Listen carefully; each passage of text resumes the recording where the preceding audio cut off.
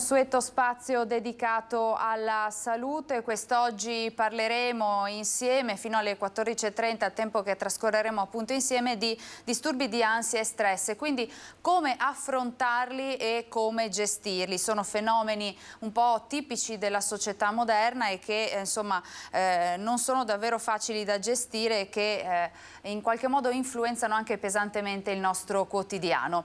Ne parleremo insieme al mio ospite. Ho il piacere di avere in studio il dottor Michele Canil, neuropsicologo e psicoterapeuta. Buongiorno e ben trovato, dottore. Buongiorno a tutti.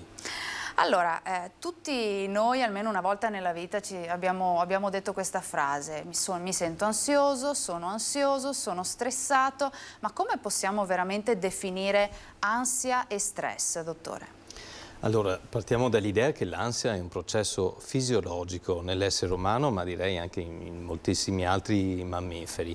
Quindi provare ansia di per sé non è una patologia. Diventa una patologia quando l'ansia si protrae troppo a lungo, oppure quando ha dei picchi così invalidanti che non permette più di compiere le azioni quotidiane piuttosto che la libertà personale e va a ledere il senso di autonomia e di benessere. Chiaro che ci sono degli aspetti anche soggettivi nella tolleranza dell'ansia, però diciamo quando comincia a far sviluppare dei veri e propri sintomi duraturi che cominciano a non avere più quel minuto o due ma a protrarsi troppo a lungo, ecco che si parla di ansia, quindi comincia a manifestarsi tachicardia, difficoltà respiratorie, piuttosto che altri sintomi che diciamo in gergo viscerali e quindi magari anche dei fastidi intestinali, una troppa acidità dello stomaco, quindi un senso di nausea, insomma tutto un corredo, piuttosto che a volte anche delle contratture muscolari, tutto un corredo che va a limitare la libertà di azione della persona e quindi va a inficiare su quello che dobbiamo fare. A un livello ancora superiore parliamo di stress quando diciamo alcune forme di ansia o comunque di attivazione, che non necessariamente è ansia, ma diciamo anche proprio un'attivazione dovuta al troppo fare, dovuta all'essere bombardati da troppi stimoli, quindi in riferimento anche all'area lavorativa, ma non solo, a volte ci sono anche degli ambienti familiari troppo stressanti piuttosto che altre situazioni, ecco che lì si parla di stress, cioè è un termine anglosassone che noi utilizziamo, si utilizza in tutto il mondo ormai e definisce proprio il testare in modo eccessivo i limiti di diciamo un organismo o comunque anche in ambito ingegneristico si usa appunto il termine stress quando vogliamo vedere i limiti di un sistema. Ci sono molti studi che dimostrano come lo stress sia particolarmente lesivo, ad esempio negli anni 60 sono stati fatti innumerevoli studi con i topi, oppure con altri mammiferi che sottoposti a continue stimolazioni eccessive impegnavano questi animali diciamo in prove molto acute dal punto di vista delle attivazioni e si è visto che anche negli animali appunto si producono una serie di malesseri. Nell'essere umano chiaramente l'eccesso di stress può essere anche semplicemente da una stimolazione mentale, quindi non necessariamente fisica. E da lì poi si potrebbero sviluppare delle altre patologie, a volte anche croniche. Certo. Oggi abusiamo un po' di questo termine, della parola stress, diamo un po' la colpa sempre a tutto quello che ci capita, a tutte le preoccupazioni, tutto è causato dallo stress? Sì, è un termine sicuramente un po' abusato, no? Spesso diciamo sono stressato, lo stress mi divora, diciamo che l'uso proprio del termine stress è diventato un po' un luogo comune, però è anche vero che siamo una società particolarmente minata dalla troppa stimolazione. Semplicemente anche il fatto di avere un sacco di aiuti, tra virgolette, elettronici, possono diventare al tempo stesso anche un po' la nostra persecuzione, perché di fondo tempi morti difficilmente ne abbiamo, se non andiamo a ricavarceli noi, il telefono ce l'abbiamo tutti in tasca e vari device e apparecchiature con cui siamo costantemente connessi, piuttosto che anche il fatto di ricevere molte telefonate, molte richieste oppure molte sollecitazioni da un punto di vista emotivo. Ad esempio un'altra causa spesso di stress è proprio chi ha delle attività o chi per qualche motivo è sovraesposto al pubblico e quindi anche lì diciamo l'eccesso di emozioni e quindi l'addensarsi di una serie di circostanze crea una vera e propria situazione di stress, non quella che diciamo oggi sono stressato e quindi sono di malumore, situazioni che portano veramente allo sviluppo dei sintomi. Certo. Ricordo ai nostri telespettatori da casa che siamo in diretta e dunque aspettiamo le vostre domande. Se avete appunto un quesito da porre al dottor Canil, una curiosità, 0422 16 28 332 il numero per appunto intervenire in diretta. Senta dottore, confondiamo spesso ansia e stress, li utilizziamo un po' come sinonimi, però non è così. L'ansia è una risposta psicofisica conseguenza di uno stimolo, lo stress appunto è una risposta psicofisica a degli stimoli esterni, l'ansia invece è una delle emozioni di base che tutti noi insomma proviamo, abbiamo provato. Assolutamente sì, ed è giusto anche che proviamo, no? In fondo l'ansia è quell'attivazione fisiologica del nostro corpo, del nostro cervello, che ci permette di far fronte agli eventi, no? Come dire, mette una marcia in più e ci attiva per far fronte a quelle che immaginiamo possano essere le difficoltà o mettiamo anche semplicemente non difficoltà particolari, ma magari tante difficoltà in un breve arco di tempo, perché l'elemento del tempo è sempre fondamentale per determinare un pochino l'attivazione dell'ansia. E quella è un'ansia normalissima ed è desiderabile che ci siano. Sarebbe da preoccuparsi casomai del contrario, cioè lì dove non ci fossero attivazioni davanti agli eventi, magari siamo davanti a una patologia diversa. Altra cosa è quando l'ansia, come si diceva prima, appunto comincia a far sviluppare dei sintomi. Non sono sinonimi, sicuramente non lo sono l'ansia e lo stress, però in qualche modo viaggiano in modo parallelo, nel senso che diciamo che lo stress può attivare l'ansia in modo negativo e in modo addirittura clinico e patologico, oppure potrebbe anche semplicemente far sviluppare degli altri sintomi che sono più organici e quindi che fanno muovere le persone verso una ricerca di cura in altro senso. Oppure in altri casi abbiamo anche il rapporto opposto e quindi l'eccesso di ansia può portarci allo stress. Quindi in qualche modo sono correlate. Abbiamo una prima telefonata in studio. Pronto? Buongiorno, chi c'è in linea con noi? Buongiorno. Buongiorno signora. Pronto? Buongiorno, con chi parliamo? Pronto? Mi sente signora? Pronto? Mi sente? Con chi parliamo? Pronto? La sentiamo signora? Prego. Niente da fare, non ci sente. Vediamo se è possibile ripristinare il collegamento con la telefonata. Dottore, comunque oggi assistiamo un po' in qualche modo a un aumento di questi stati d'ansia, di questi disturbi legati all'ansia, allo stress. È un po' come dicevamo anche la società moderna che da questo punto di vista non ci aiuta. Sì, stiamo assistendo anche a un cambiamento epocale, no? Ma non perché lo dico io, ma lo dicono anche i grandi storici. Insomma, il mondo in fin dei conti è cambiato più nell'ultimo secolo, negli ultimi 50 anni che nel resto della nostra storia, sembra. Al di là di questo, comunque, siamo una società estremamente attiva, estremamente stimolata, e che ha anche, come dire, dei valori aggiunti sicuramente per quanto stiamo facendo. Però ecco, ci dimentichiamo insomma che a volte l'essere umano di base funziona più o meno allo stesso modo, quindi abbiamo sempre bisogno di un'alternanza che è fisiologica anch'essa, di momenti di attivazione ma anche momenti di riposo. Quello che io trovo essere difficile al giorno d'oggi, sia per gli adulti che anche per le fasce d'età adolescenziali o più piccole, è proprio il concedersi degli spazi di vuoto, di noia, riempiti semplicemente dallo stare, dal condividere, dal pensare. Certo. Altro luogo comune può essere il fatto che si pensa che uno stato d'ansia o di stress possa riguardare più frequentemente il sesso femminile.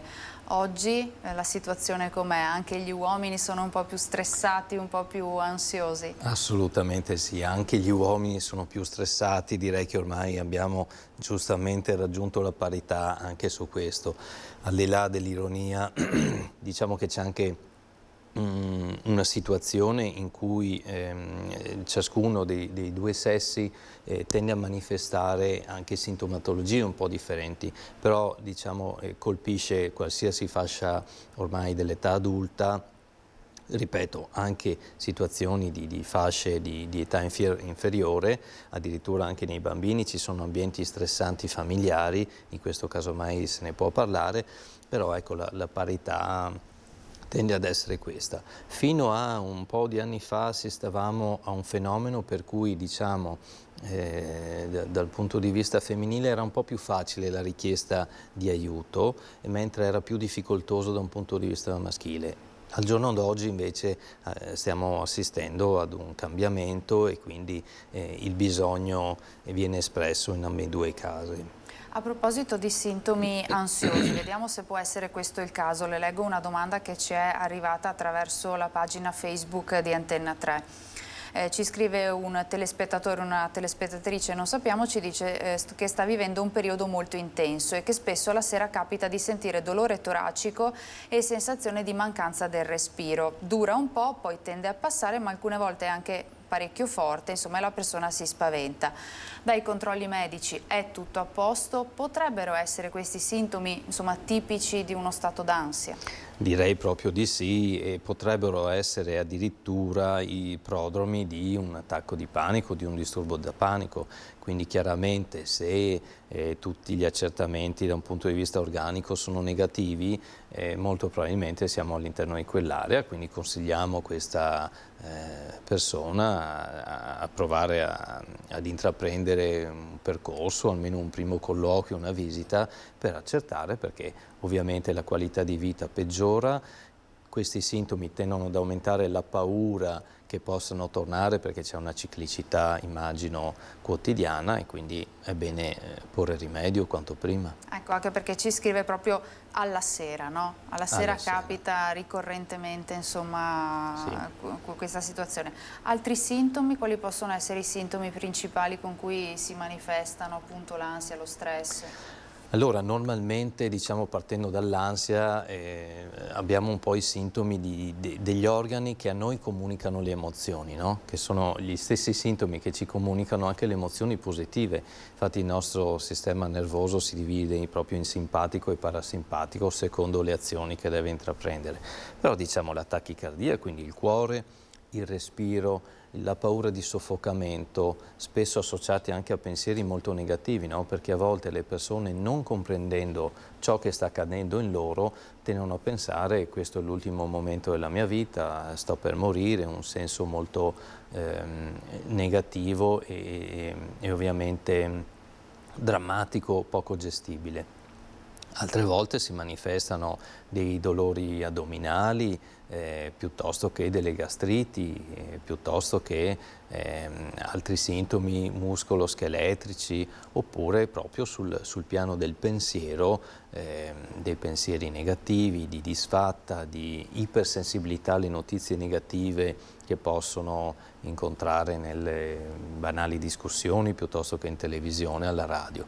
Quindi si crea uno stato di eccesso di autosorveglianza, di automonitoraggio dei sintomi, e questo innesca un loop, un circuito che, diciamo, se non viene smorzato tende poi a stabilizzarsi purtroppo in questo senso, e quindi insomma per fortuna abbiamo tanti rimedi e ci sono tanti tipi di cure molto valide, molto collaudate, che vale la pena intraprendere. Questo mette in luce ancora di più quanto mente e corpo siano collegati e correlati, cioè da sempre si è studiato questo binomio mente e corpo e si è anche dimostrato quanto appunto la sfera emotiva sia in grado di influenzare profondamente anche quella fisica, no?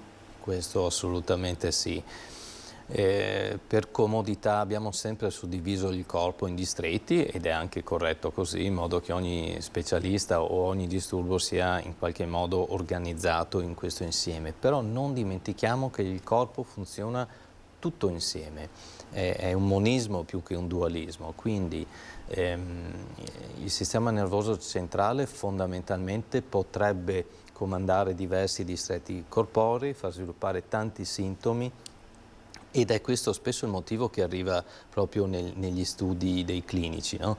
La persona che sviluppa un sintomo particolare, i cui accertamenti organici magari non hanno dato nessun tipo di riscontro e quindi passato 1, 2, 3, 10 specialisti rimane un po' la sfera psichica e non dimentichiamoci che il nostro cervello è in grado di creare delle situazioni comprovate, siamo nell'ambito della psicofisiologia clinica, può creare diversi sintomi, ma ne cito uno per curiosità, ad esempio la conduttanza cutanea, quindi la capacità diciamo elettrica del nostro corpo varia secondo il nostro umore, piuttosto che tutta la fisiologia dei nostri organi.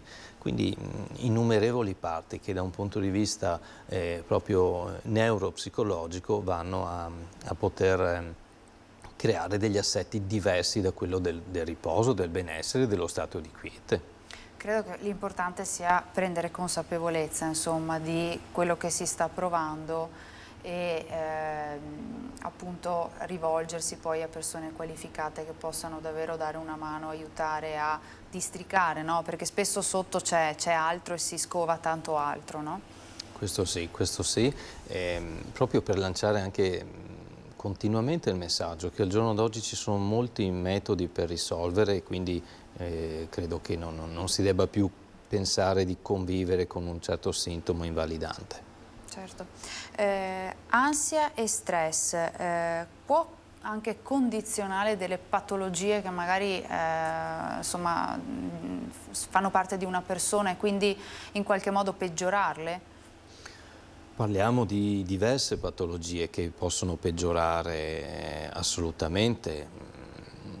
Molti colleghi fisioterapisti, fisiatri sanno benissimo e vedono all'ordine del giorno come alcuni disturbi siano proprio dovuti ad un eccesso di stato tensivo della persona, di tensione. Ma parliamo anche banalmente della pressione, di tutti quei sintomi che sono dovuti sicuramente su una base genetica, organica, ma che vanno sempre a peggiorare quando c'è un eccesso di stress nella persona o di ansia, perché sono dei riflessi naturali. Chiaramente se un riflesso naturale ha un arco di salita e di chiusura, quindi è un mio momento particolare, riceviamo una notizia, accade qualcosa al lavoro, nello studio, è un conto, ma il protrarsi di questo a lungo nel tempo in modo stabile, questo va a produrre un sintomo.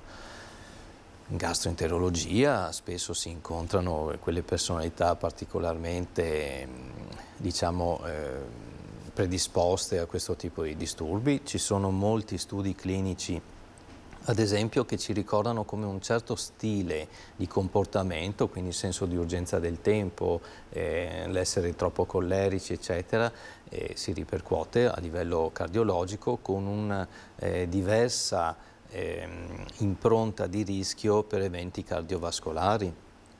La lista sarebbe lunga, no? Potremmo andare avanti molto, ma questo ci fa proprio riflettere sul fatto che in fondo il sistema nervoso centrale ha le sue radici ovviamente in tutto il corpo e sta anche un po' a noi nel tentare di guidare bene questa bellissima macchina che abbiamo in dotazione. Anche in questo caso il corpo ci racconta molto di noi e delle emozioni che in qualche modo viviamo e che a volte ci sovrastano, no?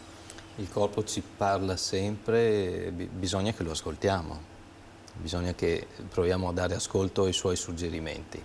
Ansia e stress possono essere tipici anche dell'età infantile, no? Spesso si è portati a pensare che non sia così, ma anche i più piccoli, anche i bambini, soprattutto quelli che vivono magari in un ambiente familiare particolarmente stressante, possono provare insomma questi disturbi. In questo caso, nell'età infantile e adolescenziale, con quali sintomi si possono manifestare, così diamo anche qualche consiglio a casa, insomma. Certo. Assolutamente sì, anche in età infantile possiamo avere come dire, un eccesso di stress. Poi sul discorso diagnostico è sempre difficile e va fatto con molta cura, diciamo nella fascia di età, diciamo, del prescolare o della prima scolarità. Ecco, possiamo ricordare ad esempio bambini che hanno un eccesso di disturbo del sonno anche dopo i primi anni di vita, bambini con una certa agitazione psicomotoria, bambini oppure che manifestano magari segni di potenziali traumi, perché a volte ci sono degli ambienti che tecnicamente chiamiamo ad altissima emotività espressa, quindi ambienti troppo carichi, no? In cui si urla, in cui ci sono colpevolizzazioni, in cui c'è un carico emotivo che si respira nell'aria e i bambini tendono ovviamente a assorbire, ma perché da bambini siamo predisposti a dover assorbire l'esperienza per farla nostra e quindi più facilmente siamo delle spugne di questo. Disturbi del sonno, disturbi dell'alimentazione, improvvisi soprattutto, cambiamenti drastici, pianti, tutti diciamo, cambiamenti che noi possiamo notare nel brevissimo tempo, ecco che magari può essere un campanello di allarme, quindi parlarne subito col pediatra, con chi abbiamo, col medico di fiducia per prendere subito in tempo la situazione è utile. Anche sintomi comportamentali, per esempio come la poca concentrazione, l'incapacità di gestire la rabbia, anche questi possono essere dei campanelli d'allarme. Assolutamente, ha citato proprio due cose molto interessanti perché la poca concentrazione ad esempio si è vista proprio nei bambini che stanno subendo un cambiamento familiare abbastanza repentino e quindi anche quello può essere un segno. Attenzione, sempre senza demonizzare perché possono esserci anche altre cause meno profonde, però insomma un piccolo accertamento, un interesse in più, mettiamolo su queste situazioni. L'intolleranza alla rabbia, piuttosto che bambini troppo rabbiosi, piuttosto che bambini con un comportamento improvvisamente troppo apatico. Quindi proprio da un estremo all'altro. Da un estremo all'altro. I sintomi si collocano normalmente proprio su due poli, no? E quindi i due eccessi ci devono sempre far insorgere un punto di domanda e approfondire un pochino su cosa sta avvenendo nell'esperienza di quel bambino. Soffermandoci per un attimo sul tema dei giovani e quindi dell'età infantile e adolescenziale, si parla spesso di quanto possa influire la dipendenza dai videogiochi, dallo smartphone.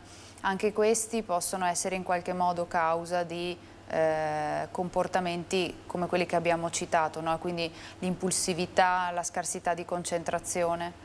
Questo assolutamente è un punto su cui è bene che tutti teniamo un'attenzione, anche recenti ricerche hanno proprio confermato, no, che l'eccesso di utilizzo di device, li chiamano, sia un po' rischioso. Quando parliamo di eccesso, insomma, lì sta un po' il buon senso, oppure alcune ricerche direbbero massimo mezz'ora, un'ora al giorno. Diciamo questo, sicuramente abbiamo visto diciamo, tutti noi clinici, sia a livello diciamo, ambulatoriale che anche ospedaliero, come le punte più alte di questi eccessi di utilizzo portino a sintomi anche molto importanti, tra cui proprio episodi confusionali piuttosto che comportamenti estremamente aggressivi, no? Questa è una delle difficoltà che spesso riscontrano quei genitori i cui figli giocano magari ai videogiochi fino a tarda notte fuori controllo. I comportamenti diventano estremamente aggressivi, il lobo frontale del nostro cervello fa fatica nelle aree prefrontali a contenere il comportamento e quindi anche a staccare la dipendenza, fino ad arrivare anche a episodi di epilessia che in qualche caso, raro per fortuna, ma si è arrivata a sviluppare.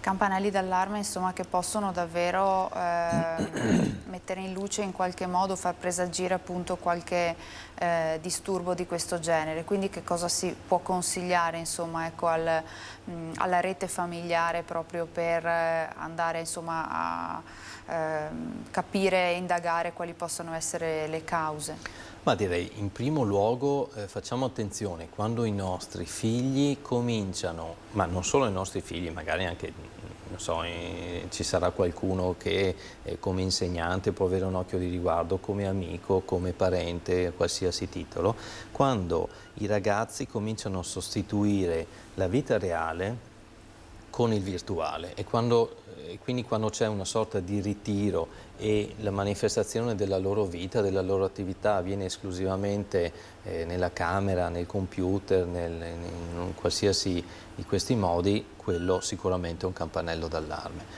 Quando superiamo in linea di massima l'utilizzo che supera l'ora, così, insomma, è bene dare loro un limite, anche perché Mettere dei paletti. Mettere dei paletti, mettere dei limiti e fare in modo che questo non vada oltre un certo livello, Certo. che può diventare seriamente dannoso per loro.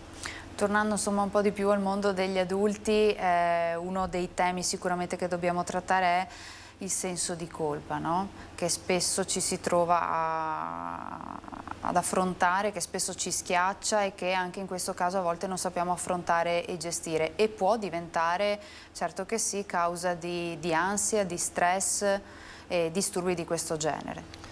Il senso di colpa è una di quelle transizioni emotive nell'essere umano che spesso viene sottovalutata, ma nelle persone, ad esempio, che hanno avuto un'impronta educativa e quindi un'esperienza familiare molto sollecitata o troppo sollecitata sul senso di colpa, quello diventerà l'elemento trigger, cioè un po' il grilletto che farà scattare poi una serie di disturbi da stress, perché quell'eccessiva sollecitazione che hanno ricevuto nell'infanzia diventa un'eccessiva sensibilizzazione e quindi nella vita di tutti i giorni siamo portati tutti a sbagliare, a dover rivedere le nostre posizioni piuttosto che ricevere qualche osservazione. Ecco che quelli diventeranno elementi di grilletto, trigger, che poi faranno sì che scatta un'ansia importante o anche un senso proprio di vuoto, di fallimento, e che può portare poi a eccessi di stress. Questo si è visto da tanti anni essere uno di quei fattori che predispone a disturbi da stress. Dove si va a lavorare in questo caso per far sì che la persona possa in qualche modo liberarsi di un senso di colpa o sensi di colpa, insomma, in generale, che a volte possono essere anche un po' ingiustificati, ma che spesso schiacciano, no? E diventano davvero molto determinanti, no? Nell'affrontare la quotidianità?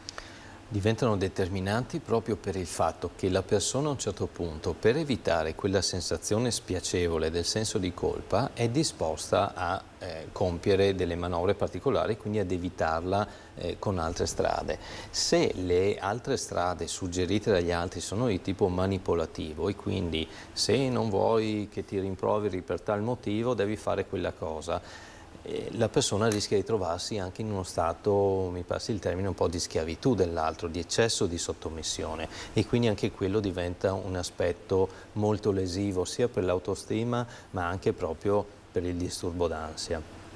Allora, per rispondere alla domanda, se stiamo parlando di giovani, di adolescenti o di bambini, bisogna lavorare molto sul contesto. Quindi il contesto può essere la famiglia, può essere le attività che un bambino o un adolescente compiono, e parzialmente anche con lui stesso si lavora proprio a livello psicoterapico.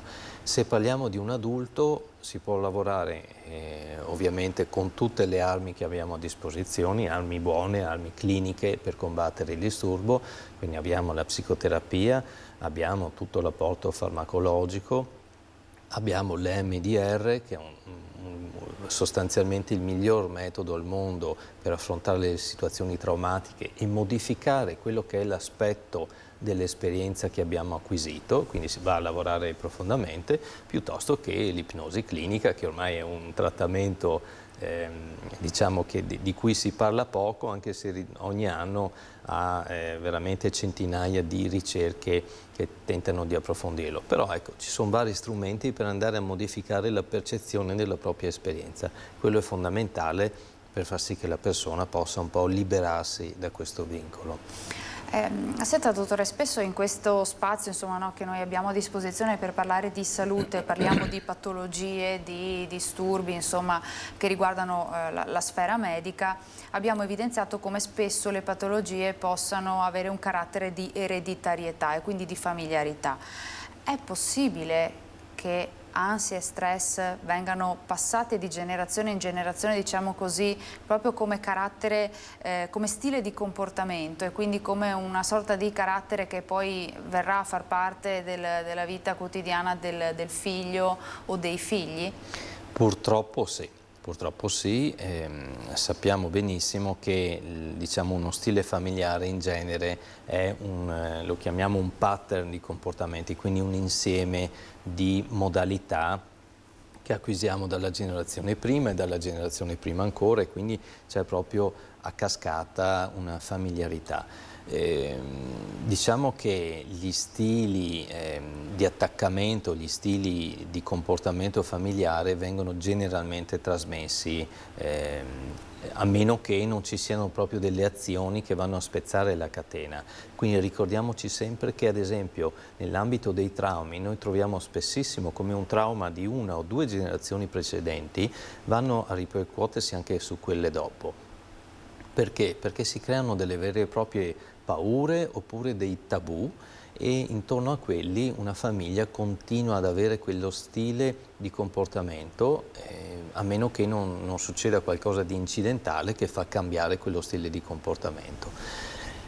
L'ereditarietà di questo viene trasmessa spesso a livello di comportamento, non è dimostrato che ci sia un aspetto genetico ad oggi. Poi se un domani verrà dimostrato, ed è possibile, probabile, chi lo sa, sarà un elemento in più, ma ad oggi questo si osserva proprio come modalità di interazione e quindi vengono passati dei valori, delle paure ai nostri figli inevitabilmente, anche nel bene, e quindi un po' come diceva Freud vengono eretti dei totem, cioè degli elementi attorno a cui si crea un senso di grande importanza, e dei tabù, cioè degli altri elementi di cui non si può parlare, non si deve, perché si intuisce che alla mamma non va e la mamma poi aveva anche lei, mettiamo, un altro motivo, e quindi generazionalmente si creano questi elementi. Senta, quanto influiscono invece la socialità e la solitudine, temi di cui abbiamo parlato moltissimo, soprattutto durante il periodo del lockdown, il periodo dell'emergenza Covid, specialmente iniziale, insomma, quanto insomma, questo periodo che abbiamo vissuto e che ormai ci siamo lasciati alle spalle porta con sé ancora delle conseguenze? Porta delle conseguenze, questo ce lo dice anche l'ordine nazionale sulla richiesta, sulle manifestazioni appunto di richiesta d'aiuto che stiamo ricevendo quotidianamente.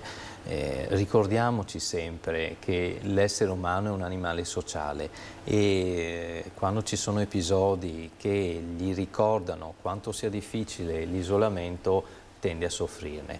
Poi è chiaro che insomma, per vari motivi questo lockdown ci ha messi un po' alla prova, però ecco, cerchiamo di recuperare al meglio in questo momento storico. Non solo, pensiamo anche al fatto che molte delle situazioni che stiamo vedendo noi clinici in questi anni, non dico neanche in questo periodo, ma in questi anni, perché probabilmente la questione non finisce qui, erano situazioni magari al limite, no? Bastava proprio un evento in più per creare una situazione in cui diciamo, le fragilità, le sofferenze emergessero ancora di più e quindi si sono manifestate e in questo momento stanno chiedendo giustamente aiuto e tutti noi sanitari stiamo cercando di fare il possibile, credo, proprio per far fronte, per dare un aiuto a questo livello di sofferenza. Certo. c'è. Anche perché sappiamo che tra le conseguenze dell'emergenza coronavirus c'è stato e c'è l'aumento significativo, per esempio, dei disturbi mentali. So che ad esempio in una statistica che viene fatta periodicamente lei si è posizionato tra i primi psicoterapeuti in Italia. Quindi il suo punto di osservazione ci è molto prezioso per cercare di capire proprio in che direzione sta andando la società, anche da questo punto di vista, dal punto di vista del disagio mentale e della salute mentale.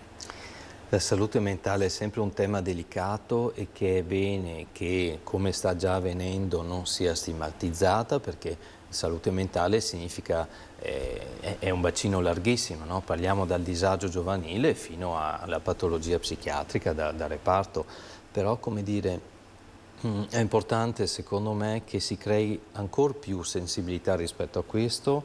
Credo che ci siano ancora molte azioni da poter fare per migliorare qualitativamente e quantitativamente, ma soprattutto una cosa a cui io tengo particolarmente è cercare sempre di fare una prevenzione più tempestiva possibile. Prima noi abbiamo la possibilità di interagire con la persona che inizia a soffrire e più gli risparmiamo sofferenza nella vita, e la qualità di vita non è poco. Certo. Allora noi ci fermiamo per una brevissima pausa di pubblicità, ci fermiamo per poco e poi torniamo insieme.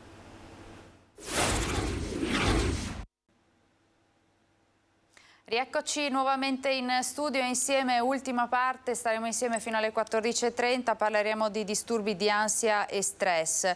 Ci è arrivata una domanda da casa, è un altro tema importante che si apre, è quello dell'ossessione dal lavoro, no? Ci scrive una persona che dice: io sono ossessionata dal lavoro e questo mi crea un forte malessere mentale. Anche questo è un tema importante. Sì, direi che soprattutto in questo periodo storico non è da sola purtroppo questa persona, perché molti stanno manifestando proprio un'ossessione del lavoro. Poi bisognerebbe capire bene cosa si intende. Può esserci quell'ossessione dovuta a un eccesso di senso di responsabilità, quindi un po' quelle persone di cui abbiamo accennato prima, no? Troppo sensibili alla colpa, che vorrebbero sempre accontentare tutti, ma che si trovano poi fondamentalmente a dipendere dalle richieste degli altri, e quella non è una buona qualità di vita, genera chiaramente ansia e porta inevitabilmente allo stress. Perché se io per stare bene devo sempre seguire quella che è la direzione che mi dà qualcun altro perché vuole qualcosa da me, io sto tralasciando quelle che sono le mie esigenze per farmi ben volere dall'altro, no? Quindi quella è una situazione che inevitabilmente arriva a produrre dei malesseri. Se invece parliamo dell'ossessione dal lavoro, perché magari ci sono richieste eccessive o c'è magari un culmine di lavoro a cui bisogna assolutamente far fronte, anche lì parliamo di un senso di responsabilità troppo spiccato, oppure di altri timori che possono lavorare, diciamo, in modo non visibile, ma che portano sicuramente ad un malessere di solito prima di tutto organico.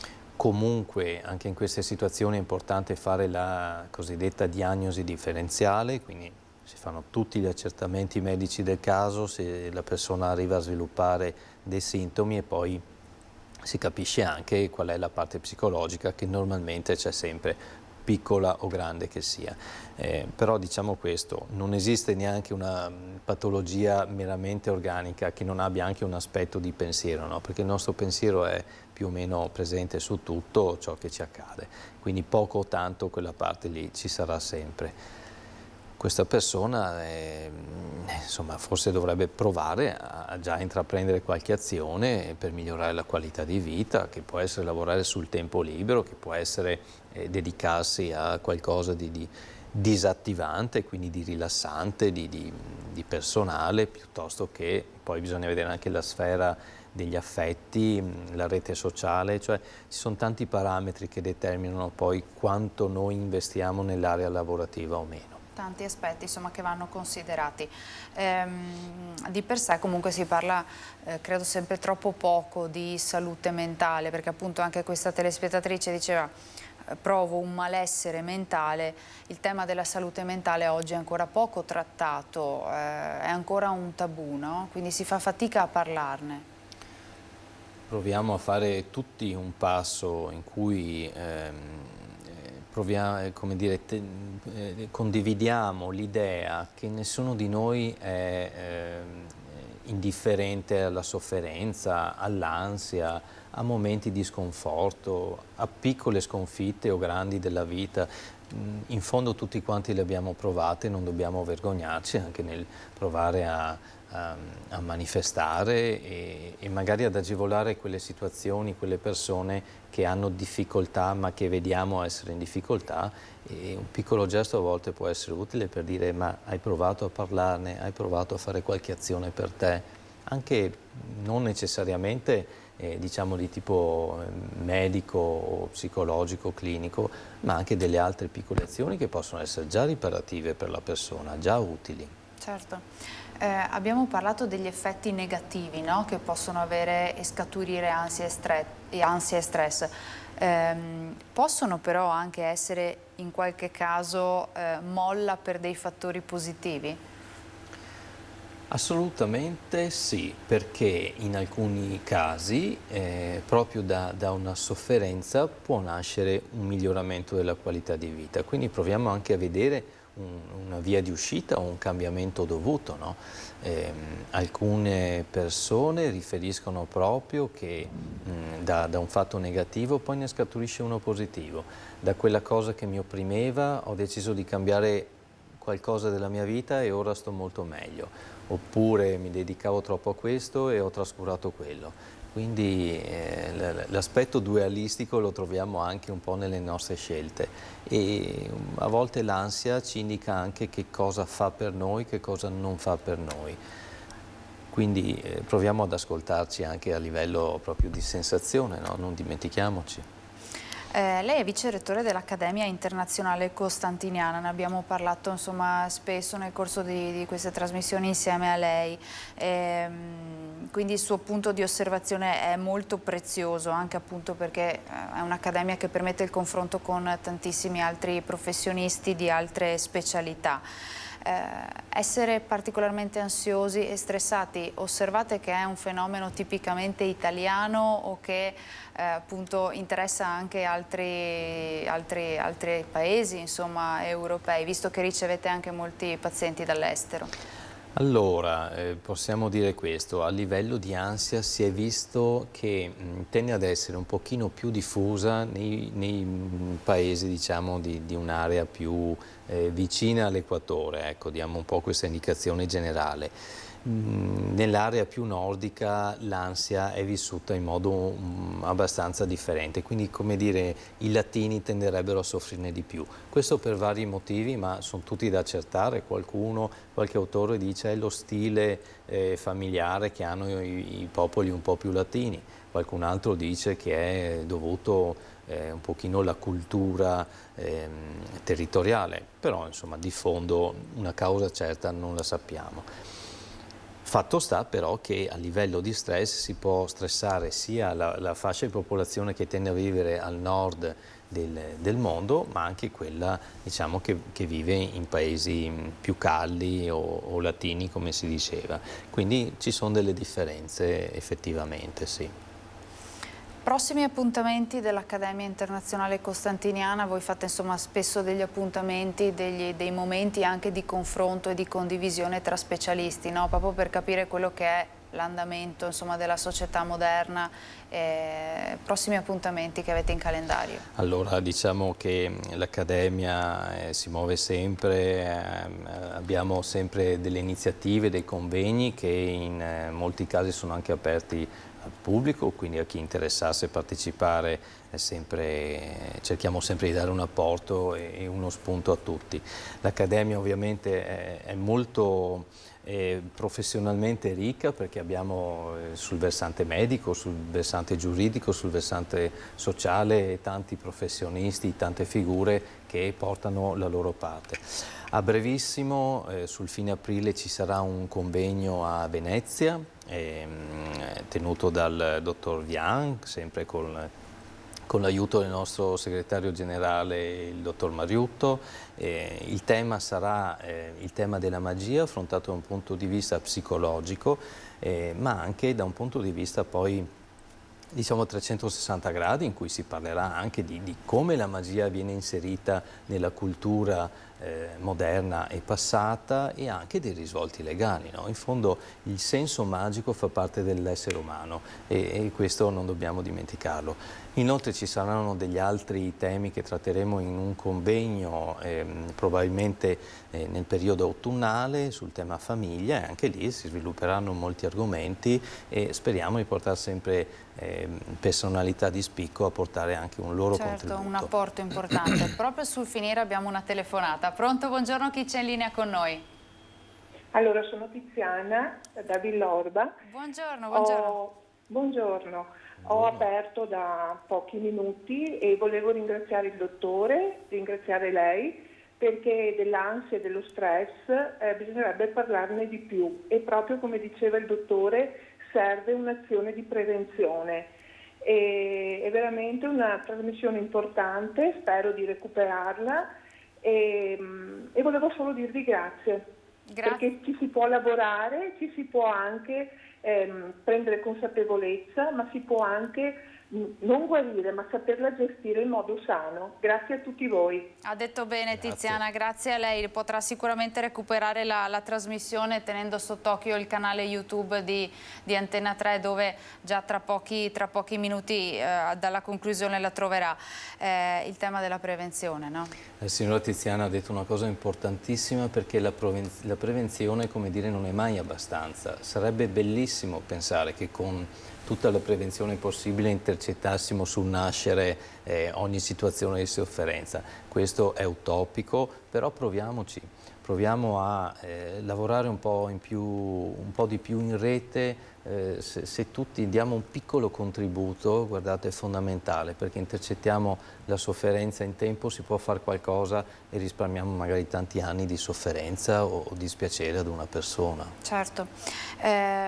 Proprio sul finire della nostra trasmissione, qualche consiglio pratico però per interrompere questo circolo vizioso di ansia che poi si innesca e ci fa sentire il dolore toracico, la nausea, la stanchezza, l'incapacità di concentrarsi. Cioè, tutti consigliano di fare un bel sospiro, un bel respiro a fondo. Funziona oppure no? Se funzionasse io sarei più contento tutti i problemi di chiunque altro. Se funziona, benissimo.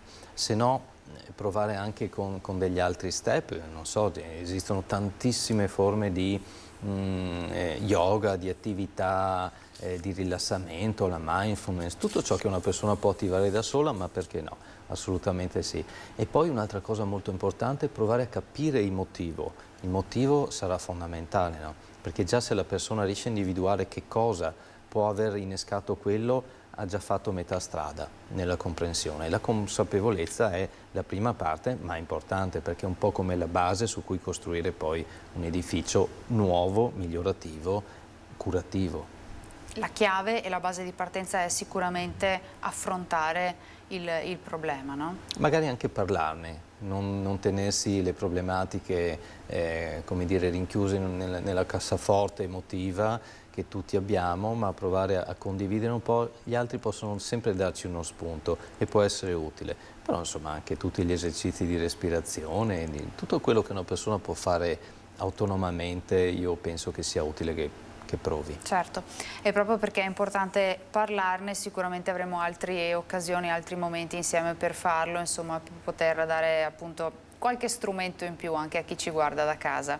Io ringrazio il dottor Michele Canil, neuropsicologo e psicoterapeuta, di essere stato con me, averci insomma spiegato e raccontato insomma quello che possiamo provare, ma anche come lo possiamo affrontare e gestire. Grazie. Grazie a lei, grazie a tutti. Grazie a voi di averci seguito da casa, io vi do appuntamento alla prossima puntata. Arrivederci.